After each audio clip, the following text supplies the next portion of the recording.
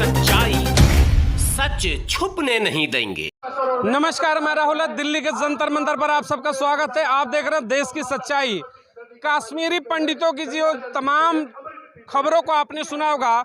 90 के दौर की बात करते हैं। पूरे देश में एक ही चर्चा थी, कश्मीरी पंडितों का। जिस तरीके से कश्मीर से पलायन हुआ, तमाम तरीके के घटनाओं को आपने सुना होगा।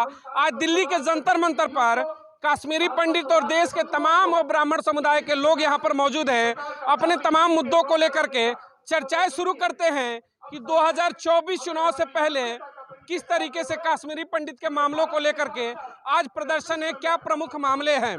2024 चुनाव से पहले आज दिल्ली के जंतर मंतर पर कश्मीरी ब्राह्मण और देश के तमाम ब्राह्मण समाज का बड़ा प्रदर्शन।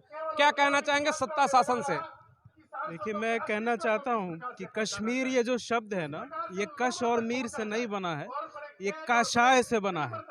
हमारे बीच में आयुर्वेदिक डॉक्टर हैं। काशाय धीरे धीरे असर करता है, कश्मीर मुद्दा भी धीरे धीरे असर करेगा।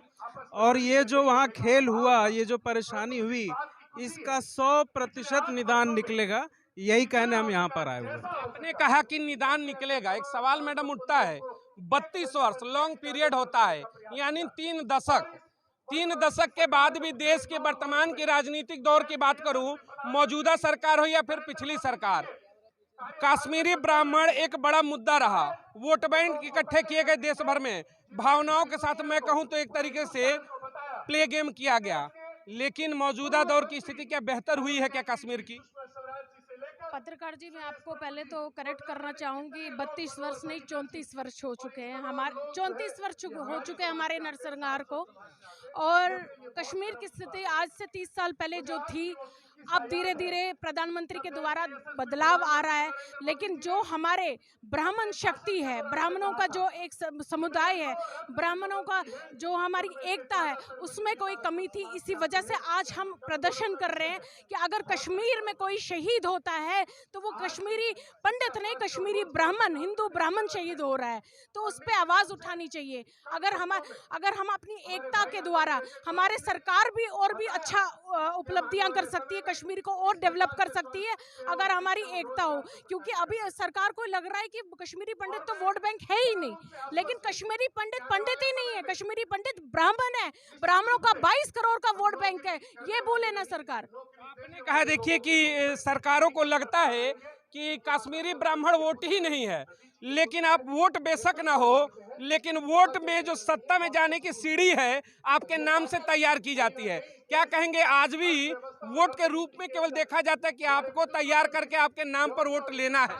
हम समाज की जब बात करते हैं तो ब्राह्मण समाज की बात करते हैं। यहाँ पर कश्मीर से लेकर कन्याकुमारी तक, कश्मीर ये नहीं कि आप कश्मीर से हट के बात कर रहे हैं। हम एक हैं, संगठित हैं और मिलकर आगे भी और बड़े स्तर पे हम जाएंगे। ये मत कोई कि कश्मीर, हमारे कश्मीरी पंडित कोई वोट बैंक के लिए हैं। यह हमारे समाज की बात है, ये कश्मीरी पंडित की बात नहीं, ये हमारे समाज की बात है और ये ब्राह्मण समाज की बात है। आज आप जो बैनर देख रहे हैं वो आदर्श ब्राह्मण फाउंडेशन और सारस्वत कश्मीरी पंडित विकास परिषद के तत्वाधान में ये शक्ति प्रदर्शन है और इसको लेकर हम और भी राज्यों में जाने वाले हैं। देखिए, एक सवाल मैं आपसे के सवाल से लेता हूँ। आपने कहा ये ब्राह्मणों का संगठन है, देश के जितने ब्राह्मण अगर अत्याचार हो तो सवाल खड़ा होता है। मैं बात करूँ पूरी सनातन परंपरा की, मैं बात करूं कि मठाधीश जितने चुने जाते हैं, मैं बात करूं कि जितने शंकराचार्य चुने जाते हैं, ब्राह्मण वर्ग से आते हैं, ब्राह्मण कुलीन होते हैं। तो क्या सबसे बड़ा दंश जो अगर ब्राह्मणों ने झेला, कश्मीर का नरसंहार जो हुआ, उसके बावजूद भी आज वर्तमान की स्थिति में भी चीजें बेहतर नहीं हो रही है, तो फिर ब्राह्मण समाज को चिंतन का तो समय है। देखिए, ये केवल ब्राह्मण समाज के लिए चिंतन का विषय नहीं है, ये भारतवर्ष पूरे राष्ट्र के लिए चिंतन का विषय है। कारण ये है, आप याद करिए 90 में जब कश्मीरी ब्राह्मण भगाए जा रहे थे, तो आपको पता है कश्मीरी पंडितों का व्यवसाय क्या था? Only teaching. वो केवल पढ़ाने का काम करते थे। उनके घरों में स्लेट बोर्ड खड़िया थी, कोई कट्टा बंदूक तलवार नहीं था।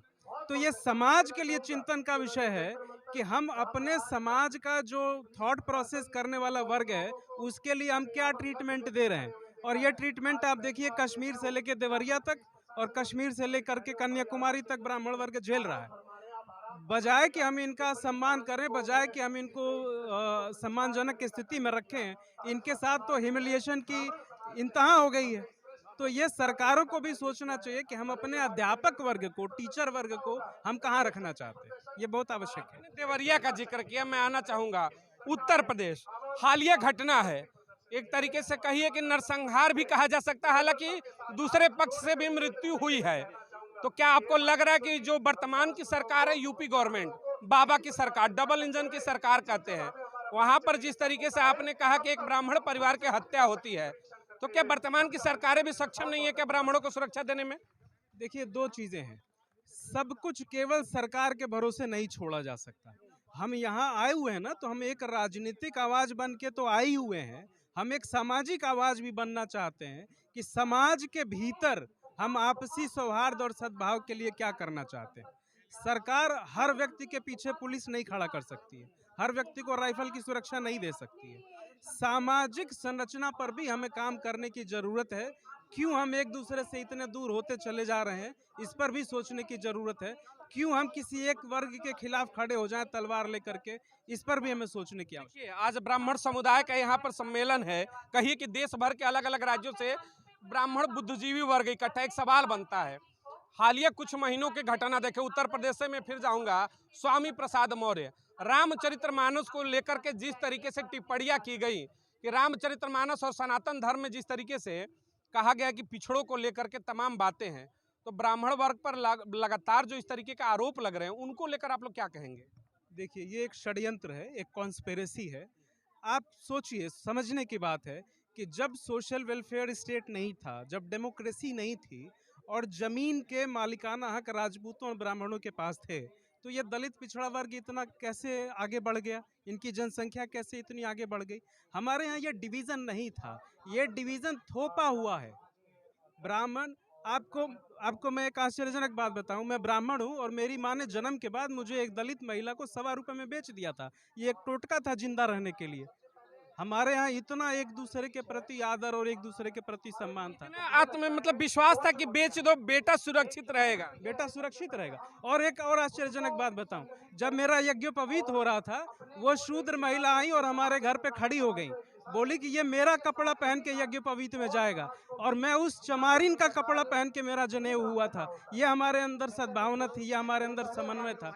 ये फर्जी कहानियां सुना सुना करके हमें तोड़ दिया गया, अलग कर दिया गया।